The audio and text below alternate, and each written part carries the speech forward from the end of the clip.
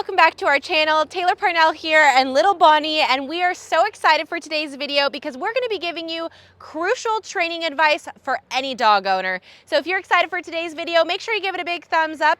Make sure you subscribe to the channel down below. All those bell notifications are turned on so that you never miss a video with us. Let's get into today's video.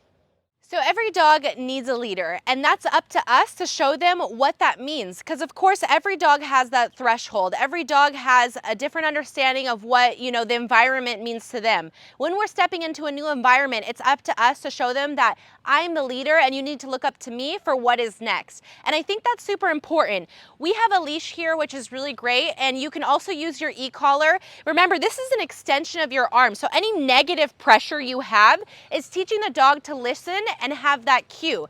Now, when I talk to Bonnie, I do love to use her name, but we can also use that cue for us so that we can understand when we're stepping into that next environment, you need to be looking at me for that direction. So just to give you guys a perfect example here, we're stepping into the court. Instead of her walking into the court without me, I'm going to use that negative pressure. Bonnie, see how she's looking up to me and waiting?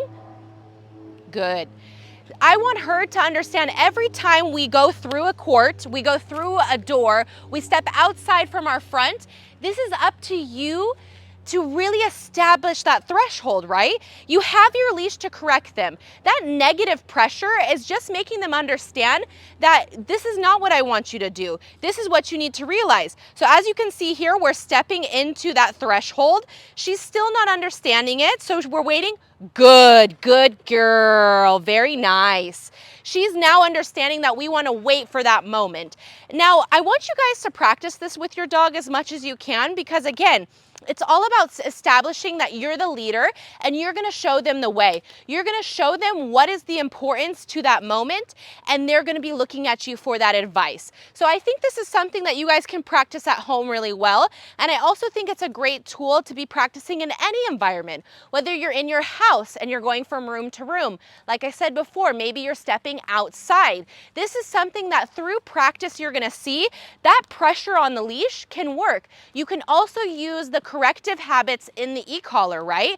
But again, start small and work your way up because this is really going to give your dog that tool. So I'm going to try to show this to you guys again. Pressure, pressure.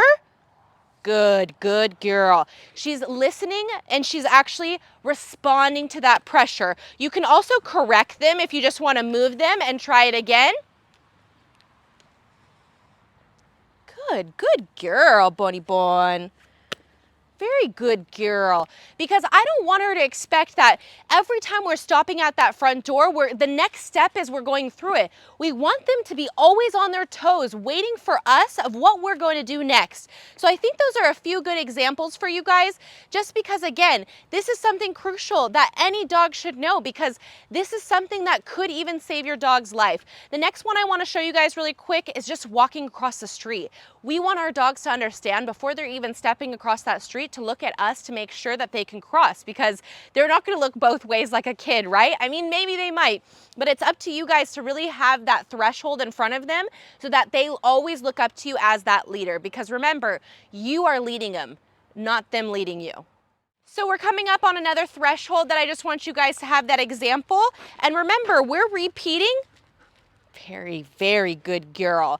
So she's understood that we're at that threshold. I'm rewarding her because she gave me that contact. She sat, she waited. I can distinguish if it's good enough to cross, and now we will cross. So remember, you guys, it's all about repeating the same practice. You have those different tools that is working for you.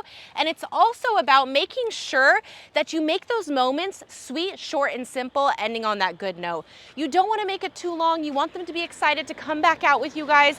And remember, a trained dog is a happy dog. It's a more well-behaved dog. It's all about having those boundaries for them to look up at you as that leader when anytime a threshold comes to them. Remember, you can always use your leash to correct. You can also use your e-collar to be able to say, hey, this is something that I don't want you to do. Let's correct it and show you the correct behavior. So again, you guys, we're here to serve you. I can't wait to bring more videos to you to just really make this experience not even easier, but just give you that more communication and bond with your dog so that you can have a better experience.